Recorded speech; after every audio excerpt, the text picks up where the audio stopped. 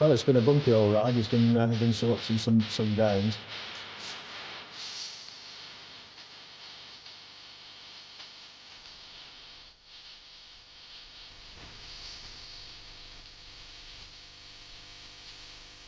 I think the players now target #1 Super League. I think what the move to Super League did, it liberated people's thinking. I remember being at Oldham, my old chairman Jim Quinn saying the only way that the game would move forward would be to change to summer, and everybody thought he was just a daft Irishman, but you look at where we are 10, 11 years on, and it's just a supreme product that we can all be really proud of. Standards have just risen. You can prepare players properly, and you just see the standards rising year in, year out. And we've got a really great sport, and it just blossoms. Here comes Wigan, they've got numbers. Farrell pushed away from Deacon, it's wide to Hodgson. Hodgson to the corner, oh yes, oh yes! Iro to Hall, Hall is trapped, back it goes to Hoppy, over the shoulder to Hall. There is Yonkers, here is Long, and Long fancies it. Long fancies it. It's wide to West, it's wide to West. Dwayne West, inside the gate. Joyce, Joyce, Joyce! Oh! Oh! They've won it! They've won it! They've won it! Chris Joyce! Chris Joyce has won it!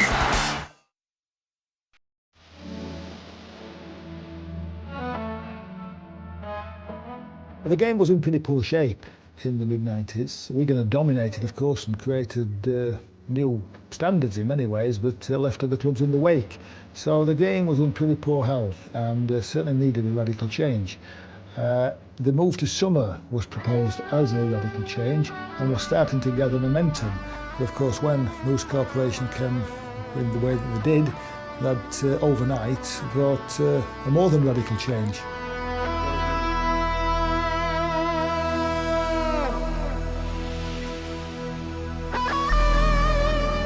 Rupert Murdoch's News Limited put £87 million into the game over a 5-year period, and Super League was born. But not without some teething troubles. It gave Rugby League a terrific opportunity. We didn't manage the change well. Easy in hindsight, of course. I would love to say that now, as we look back over 10 years, and we compare what we've got now to what we had back in 1996, remarkable change, and I think a lot of people should take a lot of credit for that, particularly coaching staffs, players and administrators who've created the pathway to improve the standards.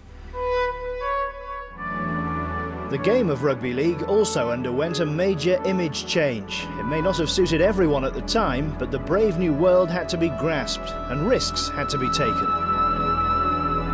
I did it for 2 reasons, with others of course. Number 1, I thought the injection of monies into ailing clubs would financially rescue the game, and it did, because there were a lot of clubs absolutely on the brink, including Wigan in those days. Secondly, I knew it would be good for the players. I always remember being on tour with Dennis Betts, and we were training in Townsville at 8 in the morning in the sunshine. He said, "Maurice, just think if we could train in England in this kind of weather." And I thought, we'd have better athletes. So we turned it around for the athletes as well, and it's brought us closer to beating Australia. So there's no question it was the right decision, but it was a gamble. Well, it's unrelenting. It's a perfect day. Conditions superb for the Super League. And we've been saying for a while, this is what it's all about. And this is what it's all about. As Cunningham sidesteps past Radlinski, it's going to be a magnificent try. It is for Danny Arnold, who gets the hat-trick. Summer rugby was a major change. Players and spectators alike basking in the sunshine. Shirt sleeves replacing Macintoshes and umbrellas. Everyone's still getting used to professional rugby league. It only started in the late 90s, so that was a little bit to get used to what was right for training, what wasn't. I think also there's been a lot of junior structures put in place, which has really helped the grassroots of the game, which has underpinned the game overall. And I think it's just grown, you know, off the field in regard to sponsorship and TV and everything. And the product's very, very good. And, you know, you can't question the product, how better it gets every year. March 1996, and Paris Saint-Germain plays Sheffield Eagles. Super League is up and running. It's good to be part of such a marvellous and historic occasion for rugby league. And it was the right result for the game. We went as favourites. The Sheffield Eagles were a pretty strong side. Having come fifth in the previous season, we fancied the chances to do well. I remember after about 10 or 15 minutes of the game, my assistant at that time was Steve Ferris, and I said to Steve, by which time we'd bombed about 3 try-scoring chances, there's no way we're going to win this game. And as it turned out to be, a great start for them, and a great start for the Super League competition as well. They have 3 more left, and they're so close, the Eagles. Ball out wide, there could be problems. He drops it! Now then, here's a chance. It was just a sensational night. 17,500 people. A Paris Saint-Germain victory against poor old Sheffield Eagles. And I remember more than anything actually seeing Gary Hetherington, who was the coach of Sheffield that night, after the game. And he was a bit downcast, but he knew the overall impact that the game would probably have had. And he said, you know, we'll even give you the result that you wanted. It was also a first for the video ref, another Super League innovation. It enabled us to refer on something that we weren't quite 100% sure about. Touch judge has called for the screen. Knowing that I was going to be the first to have it on one of my games, I was always going to use it. We're sort of given some references as to when to call for the video referee, obviously if you weren't sure about a try. But any time the corner flag went over, when somebody's diving into the corner, we had to use it. And of course, Paris Saint-Germain managed to get over in the corner and take the corner flag out. I was fairly certain it wasn't a try, but I thought we'd give it a shot. The game does not get the credit for having a video referee system and making it work. All right, it happens in cricket. It's fairly easy in cricket. He's either in or he's out. I find it fascinating. I mean, people say, oh, Steve-O, he is the video referee and he decides. That is totally wrong. The commentary in the booth where the video referee is watching is turned down. He's not influenced by us one iota. But look at the stadiums when there's a video referee decision. Every pair of eyes is turned to that screen. And they all see what the video referee is seeing. Our supporters, and us, we sit and we argue and we can't understand and we do this. But isn't it fantastic? Doesn't it make for great theatre? Doesn't it make for great drama? And everyone goes away from the match with something to talk about. 96 and the first year of Super League saw St Helens crowned as champions. They won 20 of their 22 matches, and average gates at Knowsley Road were up by over 3,000 on the previous season. Super League was clearly catching on. That's a great kick. Goulding, Prescott's after it. Ball bounces back. Prescott Saints have got it. It's 6 to go. Goulding! Bobby Goulding goes through and gets the try. Bobby Goulding lifted the trophy in a Super League championship that was decided by a first past the post system. They pipped their arch rivals Wigan by just 1 point. But in the Premiership final, a knockout competition that was a precursor to the Grand Final, the fortunes were reversed and Wigan prevailed by 44 points to 14. Andy Farrell, captain of Wigan, was also man of steel in a year that saw the birth of a product that was a major hit with the players, officials and above all, the spectators. General standard of play that's been increased all round, the general fitness of all the players, seeing the professional all round. Basically enjoyable right from day one. It's much nicer watching when the sun's shining than being freezing cold. And is the standard better? Definitely, yes. It's been a lot better going down in the summer. There's like, you don't get, well, the crowds are a bit better now and it's more controlled.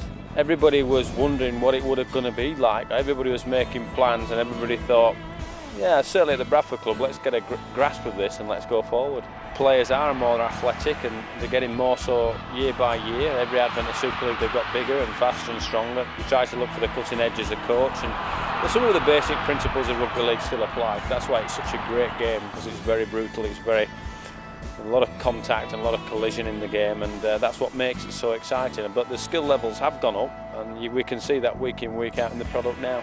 96 also saw Salford gain promotion to the top flight at the expense of Workington.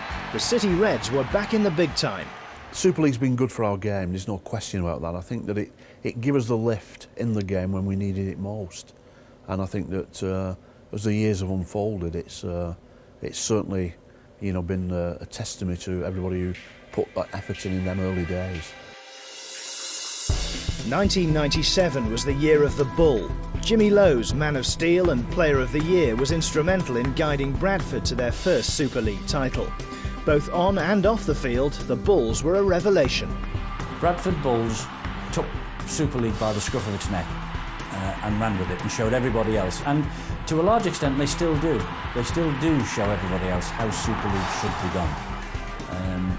You go to a West End show at Odsal before the match, and then the real entertainment begins. You know, they've transformed the place. I remember going in the early 90s and it was cold and the fog was coming rolling down the steps like something off Phantom of the Opera, and games were being called off, and you turn up and it was frozen pitches and there were 3,500, 4,000 people. It was a dreary, dreary place. Super League was born and the Bradford Bulls were born, and it's a place to behold. You know, that the Bull arrives, the procession goes on, as I say, the West End show takes place, and then out come the gladiators and it all gets going. Brian Smith, Peter Deakin, God rest his soul, and Gary Tasker were instrumental in the Bradford club being at the forefront of the change. And nobody likes change, but I think in particular the Bulls grasped it with both hands and saw it as an opportunity, along with Chris Casely as well. We can't forget Chris in the massive driving force he was behind the Bradford club to be. And his vision, along with Deakin and Brian Smith and Gary Tasker and people like that, showed the way forward for most clubs. And I think in relation to the success off the field, I think Bradford would be the iconic club. Wigan again won the Premiership final, with St Helens once more the vanquished. Andy Farrell was the Rugby League Writers' Player of the Year, and for many of his contemporaries, one of the players of the decade. You know, Andy Farrell's got to be one of them. Just an immense player for Wigan. You know, and he led us for Great Britain for so long. Just an ultimate professional, and you know, a great lad as well. I'm lucky enough to have known Faz since being a kid. You know, and like I say, an ultimate professional and a great role model for kids coming into the game. 1997 was the year of the Bradford Bulls here in Europe. Around the globe, we will remember this year for the most ambitious tournament hosted by any sport, anywhere. The World Club Championship involved all 22 teams in Super League on both sides of the world, and there was $1 million first prize at stake. 1.5 minutes remaining before full time. Walters off the back of the ruck into open space, finds Mundine on the chest. They might not catch him. Gill coming in cover.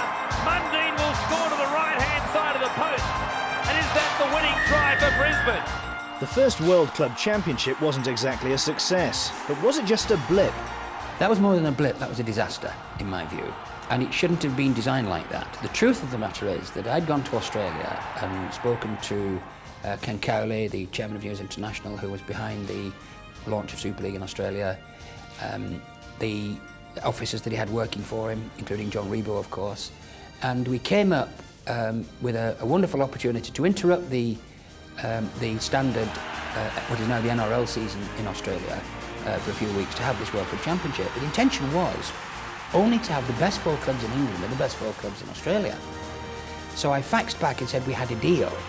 They had a meeting of the Super League clubs, and certain people said, no, we want everybody to play. So I had to go back at my master's beckoning and say to the Australians, sorry, we need everybody in. And to be fair to the Australians, to be fair to Ken Cowley in particular, they backed it. They lost millions. The standard of our play was appalling. Our leading clubs, like Bradford and Wigan and 1 or 2 others, performed reasonably well. But in the whole, it just emphasised what a chasm there was between the Australian standard and our standard. I think we had to learn some lessons, and 97 was a big lesson. I was involved in the Leeds side that went over and played Adelaide and North Queensland Cowboys and played in the return fixtures, and we only won 1 out of 4 games. But we did learn lots and lots of things, and we learned that we had a long way to go if we were ever going to compete. In the end, it was the Brisbane Broncos who won the tournament. European sides didn't even make the semi-finals, and the World Club Championship was dead in the water. It was to be 3 years before the best club sides from the 2 hemispheres would lock horns again. You can't do more than win every competition you're entered into, and the Broncos have done it gloriously. 36-12 tonight.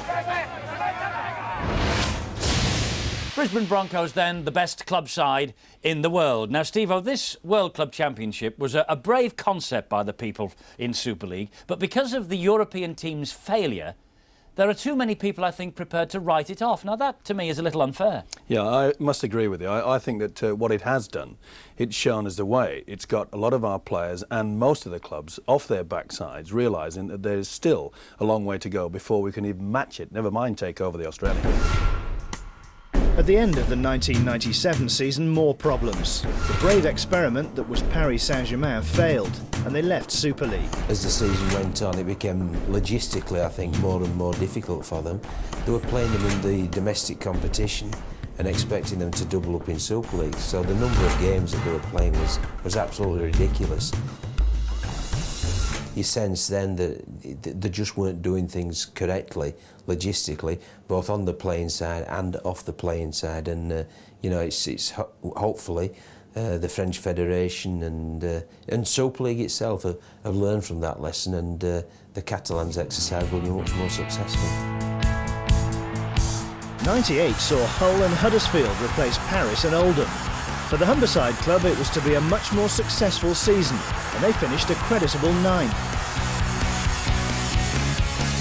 Halifax had their best campaign in Super League by some margin, finishing 3rd. Paul Rowley, one of the game's unsung heroes, was key to their success. But the year belonged to a rhino, Iestyn Harris. Harris has hit the ball at pace, and he swerved past the defence. Harris is in a great vein of form, and Harris touches down underneath the sticks.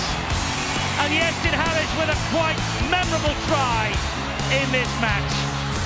Man of Steel, Players' Player and the Rugby League Writers' Player of the Year, Iestyn Harris guided Leeds to 2nd in the title race.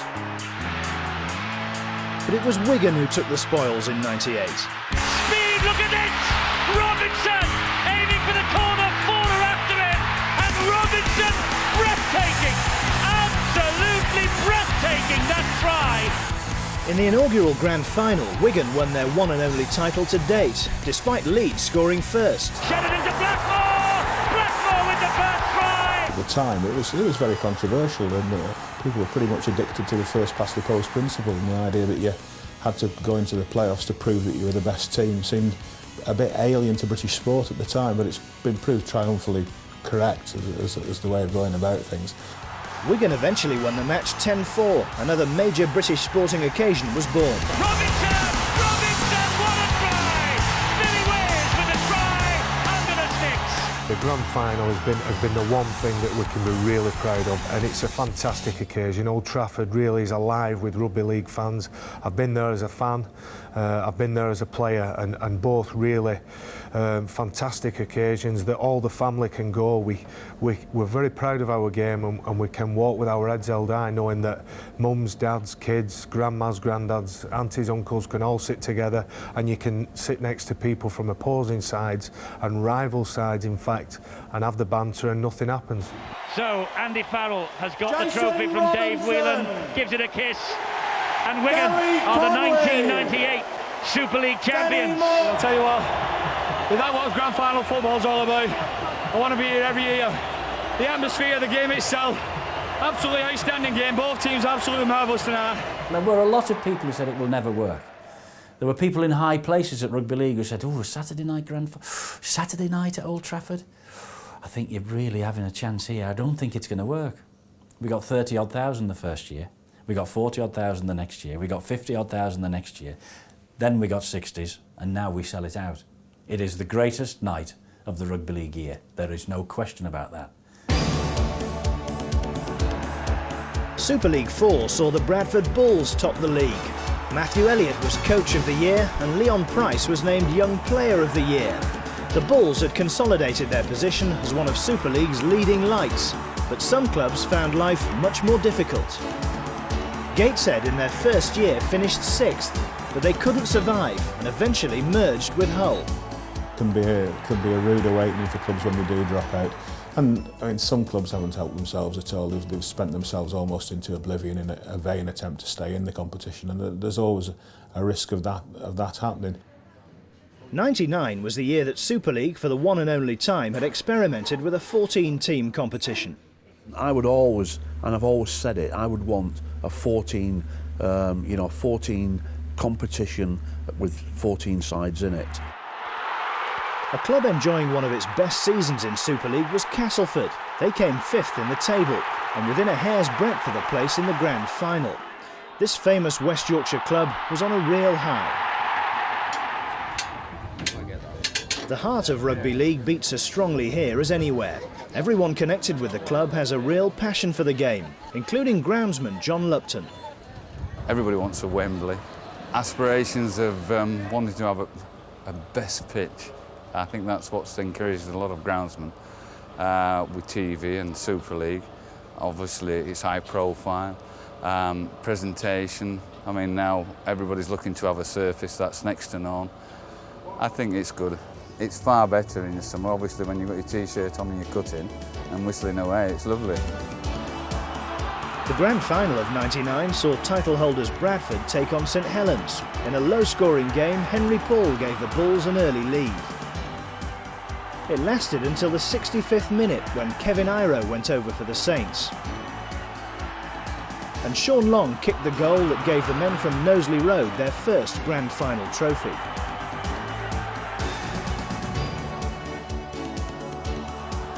It's a fantastic way to end the year. You've got to be at your best in your last match. And even if you finish 6th, you've got a chance of doing something.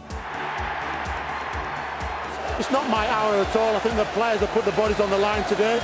They've obeyed my instructions. They've worked very, very well on defence, the inside defence. Look, we've still got a long way to go and we've got work to do next season, but we'll take care of that next season.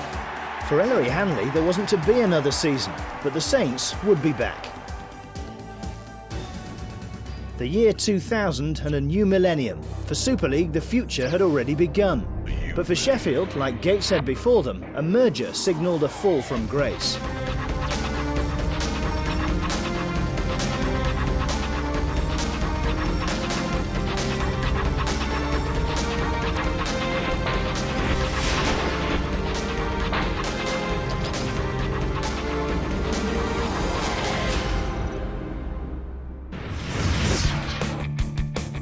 Super tries and super action, served up by Lancashire Giants, and Helens and Wigan dominated Super League 5.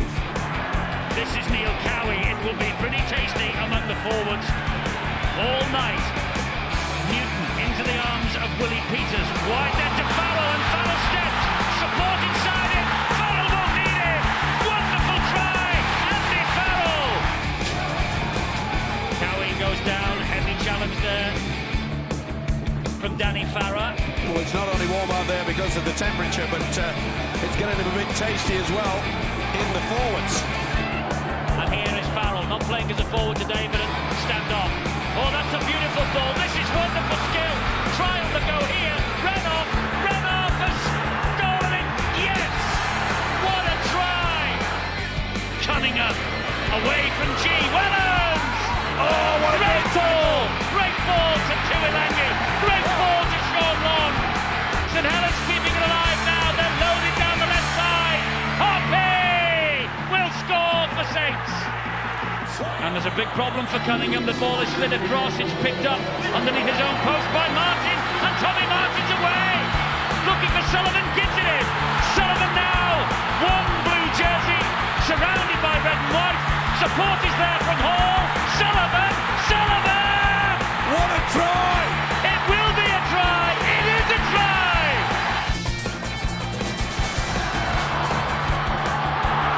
Here goes Farrell. He's broken through. Radlinski goes down in midfield. It's with Peters. On it goes to Newton. Newton looking for support. It's there with Robinson. They're stretched outside. Renouf scores in the corner. What a start for Wigan. It's one of the great rivalries in British sport. When these two collide, the earth moves. It's fantastic because you don't have to motivate the players that week, and you can tell it's similar to a Challenge Cup final week or a Super League Grand Final week. It's the intensity gets greater, the enthusiasm at training you've got to harness sometimes. It's a week where the fans are very vocal prior to the game. You must deliver. It's big, and it's something everyone wants to be involved in. And I think it makes our sport great. There were some close encounters in 2000, and the Bradford Bulls were on the wrong end of two of them. First, at Wigan. Peters wide to Farrell. Farrell wide to Reynolds. Reynolds! Reynolds still! Reynolds! Reynolds to the corner! Reynolds! Matlinski! Wigan have clinched it! Wigan could clinch this! What a kick to come from Farrell! For the Bulls, it was even worse at St Helens. For sheer excitement, it was unbeatable. Your mind switches to some great games in Super League over the 10 years. There's been drama every season, but perhaps 2000, when St Helens played Bradford at Knowsley Road, and Bradford were winning, it was the last play of the match, and St Helens just decided to keep the ball alive. And if I remember rightly, Sean Long kicked it from one side of the field to the other, and everyone in the ground, and I think I remember Steve-O screaming, "What's he doing?" We spoke about bringing the ball against the run of play, and they do that. Sean comes back again, he picks up some players over on the left-hand side. And then we got the try from Chris Joint. It's wide to West. And it's been immortalised in a T-shirt. Chris Joint's testimonial here, it said, "It's wide to West, it's wide to West." Because I was repeating everything, because I couldn't believe what was it. And Long fancies it, and Long fancies it. It's wide to West. Dwayne, I can hear it now, because I've heard it so many times. It's wide to West, it's wide to West. Dwayne West. Joint went past me, all I could see was Sullivan coming up the inside, and I thought, oh, we're home, you know, Sully's the quickest player in Super League. And Chris backed himself.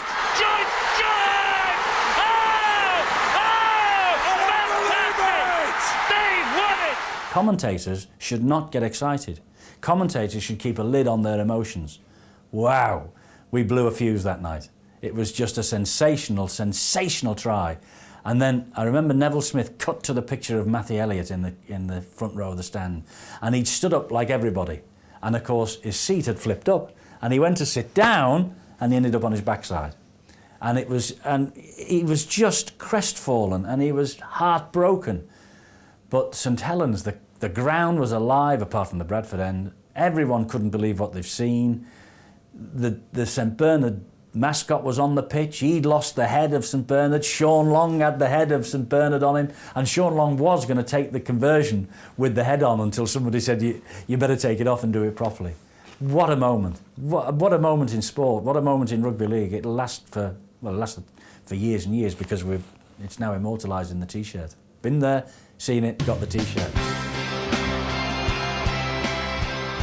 Some say it was the best try ever. Some disagree. But for sheer excitement and drama, it's certainly up there with the best of them.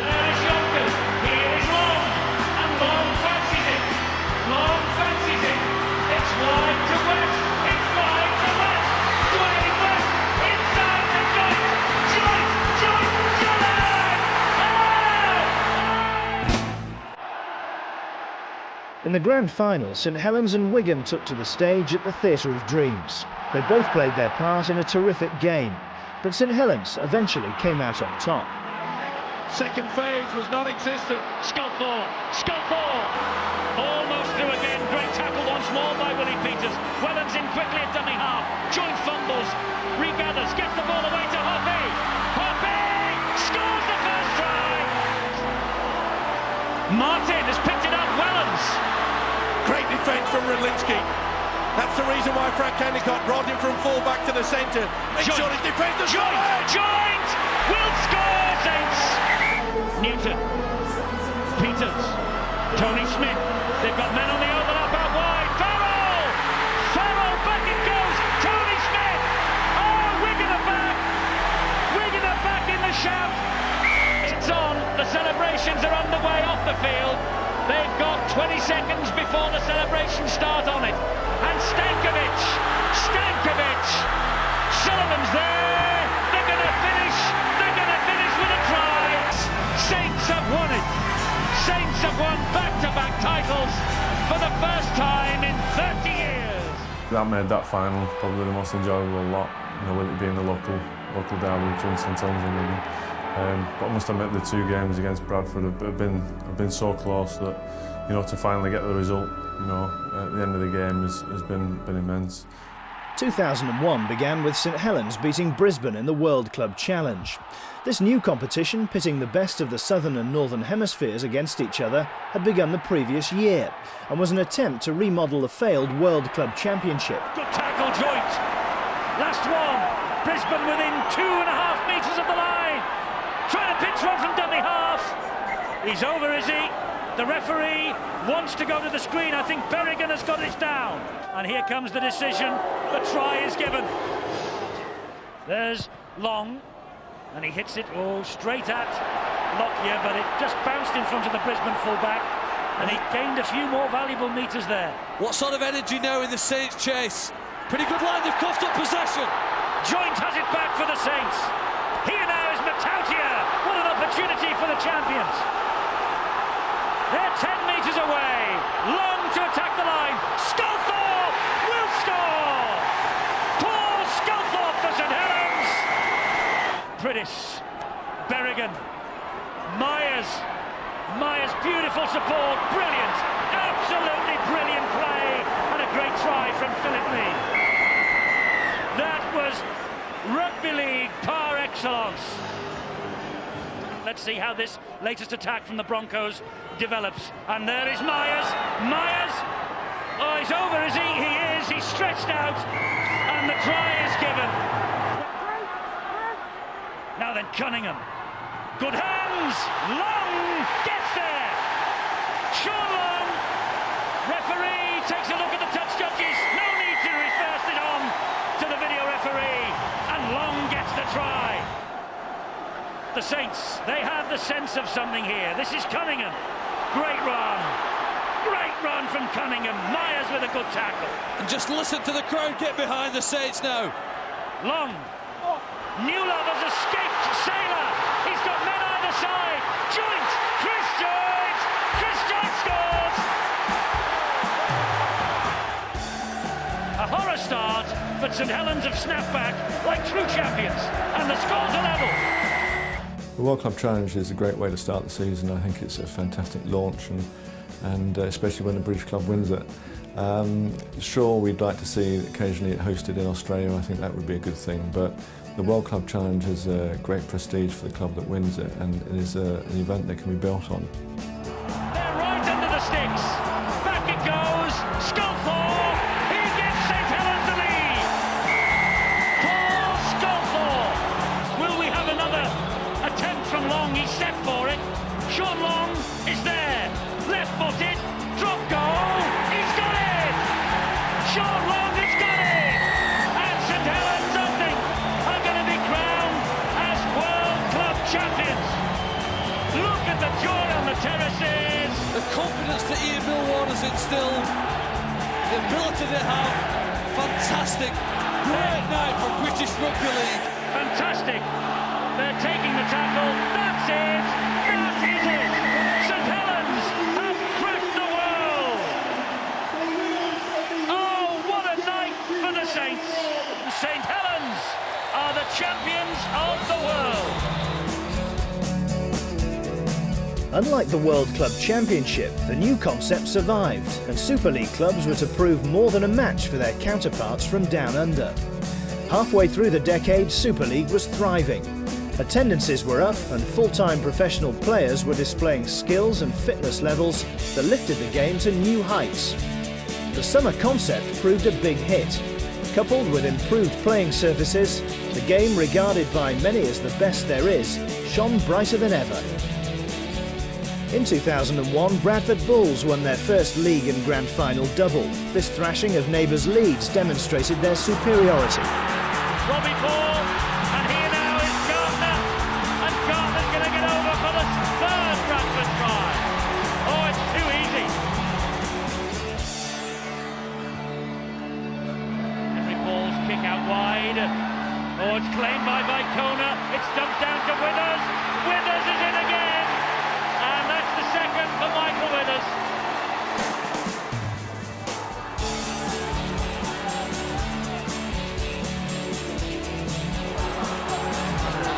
Here's Withers. Withers still to Lowe. This will be the icing on Jimmy's cake. He'll love this, you little beauty. Elsewhere, Hull were enjoying their best Super League finish to date, third behind Bradford and Wigan. The Young Player of the Year in 2001 was Rob Burrow of Leeds, new talent coming to the fore at the top level. Clubs put them on the scholarship system, and they're given advice about how to live the life of an athlete with the nutrition and the mental preparation, and they're also developed skill-wise and tactically wise. So you're seeing straight away at a younger age better coaching than when they enter a full-time environment at 16 or 17 or whatever. They really grasp it and they take on board that concept, and they become better players. Without doubt, one of the best players during the 10 years of Super League was Paul Sculthorpe. The Saints' ace was Man of Steel in 2001 and 2002, a player highly respected in the game. They were great years, 2001, 2002 I won it. You know, just a massive honour in the game, you know, when there's so many quality players about. Just really enjoyable years, you know, injury-free, which I've struggled to have since then. Bradford's win in the grand final was their first. They overwhelmed Wigan by 37 points to 6. The Bulls were now a major force in Super League, and Brian Noble was instrumental in their success. People are really enthused about getting into the top 6. It used to be the top 5, now it's the top 6, and people are really think they've got great aspirations to get towards the grand final, which is now a showpiece occasion for the game, as big as our other showpiece occasion, you know, the Challenge Cup final. Bradford Bulls followed up their grand final win with a victory in the World Club Challenge. In Super League 7, Bradford came up empty-handed. For them, though, it was only a slight hiccup. Adrian Lamb of Wigan had a superb season. He was the Players' Player of the Year. On Humberside, a new star was emerging. The young player of 2002 was Hull's Richard Horn. Lovely ball. Great run here from Crowther. They're flooding forward to help him out as well. Great ball. Richard Horn. Richard Horn. Fabulous try. Adam Marr almost through. O'Loughlin with the tackle. And he went for the penalty, Marr. Not forthcoming. It's Richard Horn. It's Paul Cook. It's Paul Cook. Cook is getting his way through. Support from Horn. Hull have won it. In the same year, St Helens picked up their second Super League title. This has been a wonderful performance by Leeds after a very shaky start. Here's Joint, he's got it away. Anthony Stewart down the line. Turning it in and out. Oh, Stewart scores. What a try! What a try from Anthony Stewart. Nickel, that's a good ball. Good defence from Orr. Made sure he got the legs. Leeson was almost through. Here's Tommy Martin. Now it's with Peter Shields again. Shields looking to offload. Oh, and he does. He takes the risk. It comes off Darren Albert. Darren Albert against the defence. Darren Albert wins. At the other end of the table, Salford City Reds were to drop out of Super League. It was only to be for one season, but it's destabilising for any club. Dion Bird again on the break. Now he's got support this time. He finds Davis, and Davis goes in for the try. Salford, like Castleford, who we mentioned earlier, are one of the backbone clubs of rugby league. Steeped in history, survival is a constant battle. But under John Wilkinson, currently the longest-serving chairman in the top flight, they'll always strive to give of their best. Salford to me has been a very special part of my life. And I look at myself and I think, well, I think I've done something. And I put myself on a footing with Swinton and Oldham and Rochdale. And those three great clubs now are playing at grounds that don't belong to them. And, you know, there's been a demise. At Salford, we've held the fabric together. We've held the 105-year-old stadium together. It's in very good condition, and credit to us. All the time, you know, we've been, you know, endeavouring to improve our standards. Here at Salford, we are playing on a ground that is 105 years old, and it doesn't really set the tone for any modern sport of today. And we've got very ambitious plans, you know, to really build a state-of-the-art stadium, you know, down at Barton. And I feel with this that this could be copied by not just rugby league clubs, rugby union and football, of where we've taken this, of looking at something that works 365 days a year, not just a stadium to go and play there 20 times a year and just add some bits and pieces with it. So we've been quite revolutionary on that side, and I can't wait for the day when that, you know, the dream becomes reality, and we're so close. Fulfilling your dream is what it's all about. For players, officials and supporters, this is the end of the rainbow. Old Trafford on grand final night.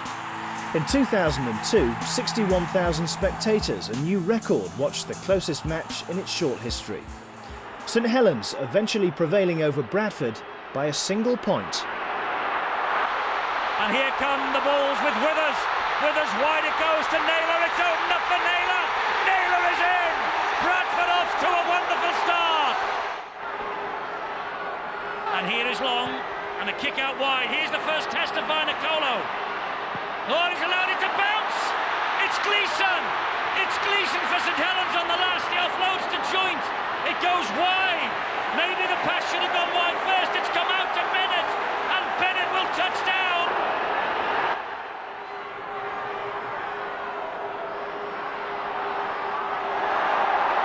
He's lost it to Cunningham, and Cunningham's away from one, and he gets it away to Long, and Sean Long scored for Saints. Robbie Paul at dummy half. Deacon now. Anderson on his inside. Flips it back to McDermott. Brilliant hands. Robbie Paul for Bradford. Sculthorpe. He will. No, he's short. He's 6 inches short. What a tackle from Gilmore. He kept him out somehow. Cunningham. Wide to Long. Wide to Gleeson. They're in this time. This is the moment for Long. This is the moment for Long. He's kicked it. Long has kicked it. Long has kicked the goal that will win the grand final. Bradford, denied in 2002, were back with a vengeance in 2003. Also keeping busy that year were the removal men. The Bulls returned to Odsal after a short spell at Valley Parade. In November, Tony Smith became head coach at Leeds. And Hull upped sticks and left their beloved boulevard for the KC Stadium.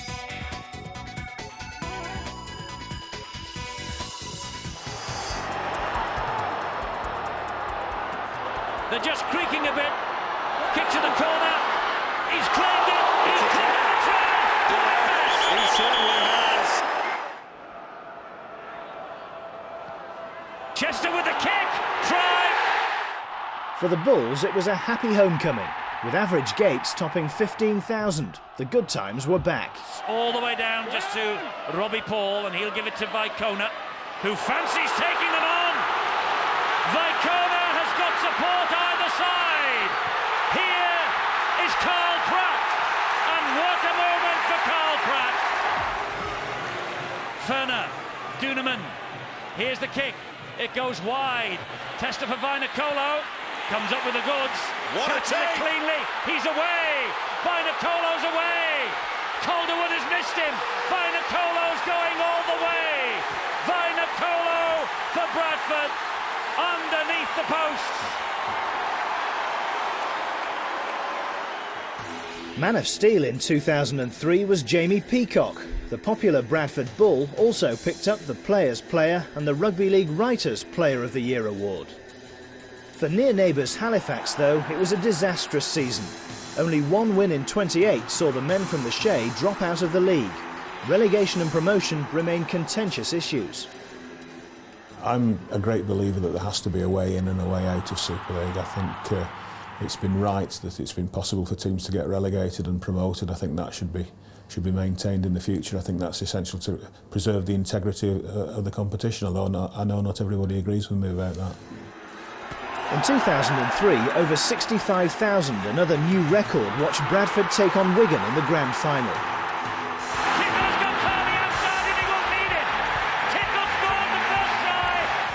Jimmy Lowe's down the short side. Ball flick back to Harpy. Infield it comes to Banganar. The big guns are out there now for Bradford. And this is Reardon. And Stuart Reardon. Stuart Reardon for the ball. He'll get there. Stuart Reardon will score for Bradford. Price to Nico. Wigan. Wide it goes. Here's a try for Shontaine Harvey. Great Wigan defence. On the last tackle. Here now. Will Jimmy go out with a bang, a dummy and a spin? He's gone for it, and he's got it. It was the Bulls' third consecutive appearance at Old Trafford and their second victory. For Wigan, topping the table in 2000 was their last Super League success, and things weren't going to get any better. –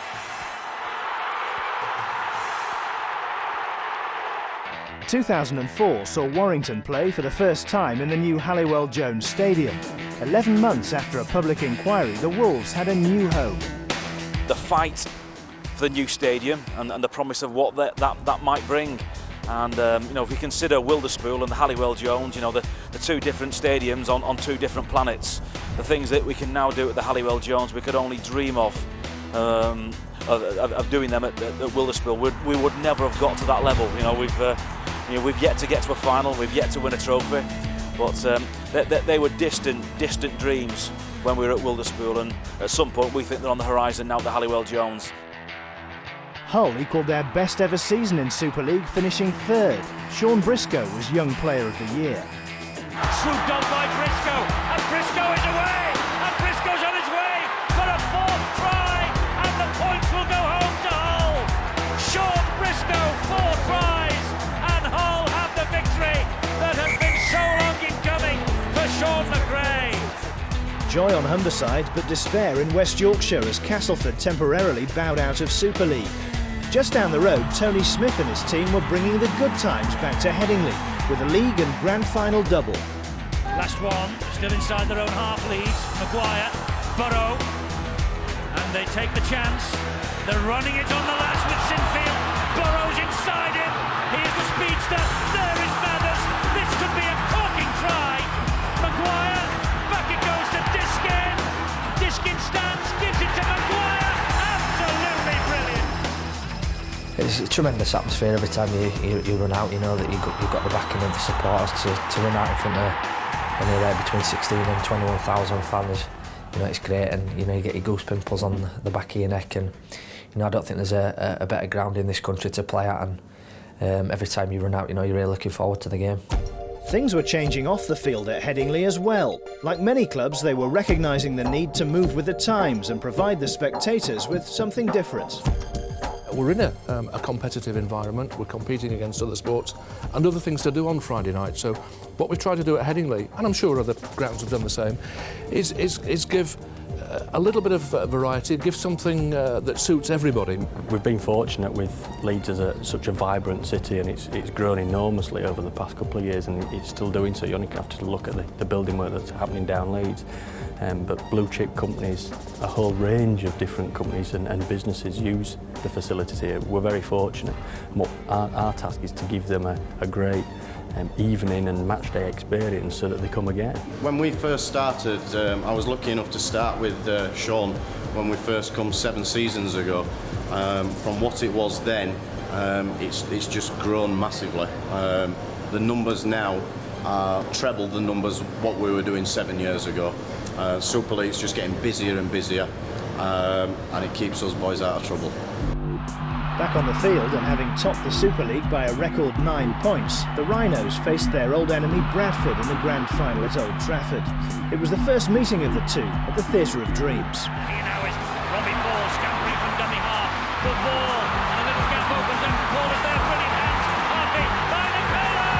First try in the grand final! In a close game, both sides crossed the line twice. Matt Diskin cancelled out Leslie Vinicolo's early score, and Danny Maguire sealed it for Leeds after this 43rd minute effort from Shontaine Happy. Deacon, and Deacon finds Logan Swan, he finds Happy! First try, second half the ball! I think they know the writing's on the wall. Maguire, Senior, back to Maguire, Danny Maguire for Leeds! The young hero to win the grand final, maybe! You know, I'll get asked a lot of times about your memories and stuff, and it's really vivid, really, because it's such a special day. The excitement of the day. I mean, obviously, my first big final. The whole atmosphere. Old Trafford's such a great stadium to play at, and especially when you're playing in these big games. And all sort of like passed in a bit of a blur, and obviously I scored the try at the end to clinch it, so just great memories really. It was the Rhinos' first taste of grand final glory. Coupled with their league success and a World Club Challenge victory, it added up to a terrific 12 months for Leeds. I think the World Club Challenge, obviously against Canterbury, the champions from Australia, and you know, to back the grand final win up with that win as well, were, you know, a special day for the Leeds club to play at Ellen Road. You know, I remember going a few times to watch my heroes on the football park. So, you know, to get a chance to play there and obviously to score a try as well were, you know, a special day. Good times at Headingley, but across the Pennines, Wigan continued to struggle, and in 2005 finished outside the top 6 for the first time. Justin Harris, wide it goes, Withers is in! Unbelievable! London finished above them and in a playoff place for only the second time. The game was still waiting to seriously take off in the capital, but signs of another revival were beginning to show.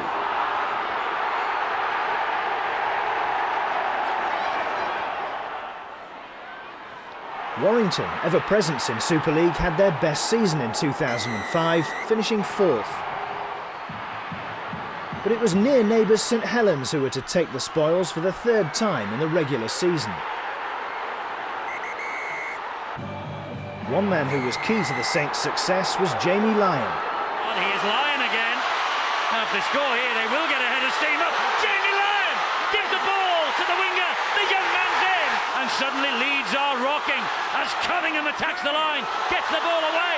Here is Wellens. Here is Lyon. He's done it. Vital kick. A vital kick for Lyon. He's kicked it. He's kicked it! Jamie Lyon was voted Man of Steel, Players' Player and Writers' Player of the Year. Even Jamie, though, couldn't get the Saints to Old Trafford. Bradford barred their way. This is Justin Harris. Justin Harris, when he moved to Leeds all those years ago, was a target, so we believe, for St Helens. This now is Deacon, and Deacon tries to stab the kick through. It bounces for Myers. Whoa, and a very important tackle that was. Wide they come, and wide again, and they're in the corner, Bradford. And that's Shontaine Harpy. Bradford's first real attack on the St Helens line. It's been at breakneck speed for the opening exchanges. Suddenly, they've gone to walking. Now Johnson, he's through it, Johnson. And Johnson gets the second try for Bradford. Cunningham to Wilkin. Saints are in. Wilkin with the try for St Helens. Lutner's underneath it, palms the ball down, and here's a chance for Wilkin. It's the second for Wilkin. They'll give it. Second try for John Wilkin. Here is Deacon, and Deacon flicks the pass. Now then, they have the overlap here. Langley going for the corner. He's in, only just though, as Lyon finds Scott Moore. Bullets the pass to Wilkin. Wide it goes to Tallow. Willie Tallow just hauled down. Oh, someone's hurt there. I think it's Johnson. Wilkin gets the hat-trick. Here's Harris. They've had men loaded down this left-hand side. Harpy, Shontaine Harpy will take the Bradford Bulls back to Old Trafford. Harpy with the try. You know, there's only Wigan ever made the grand final out of the top 2.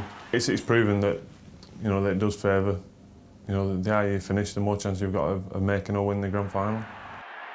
Another full house greeted Bradford and Leeds for the ultimate prize in Super League, the grand final. Leeds had won it 12 months earlier, but despite scoring first, in the end they had to give way to the Bulls. Ali Lauatiti's on, and he is the man, of course, who got Leeds to this grand final with the try against St Helens, the one that was the difference between the two sides. This is Duneman, a kick to the in goal. Maguire for the Rhinos. Deacon then long to Leon Price. Oh, it's opened up for Leon Price. It has opened up for Price, and Leon Price scores for Bradford. They're 10 metres away. Deacon, not the best to Langley, had to stop. Langley still going. They're falling off them, Leeds defenders. Leslie will not be stopped.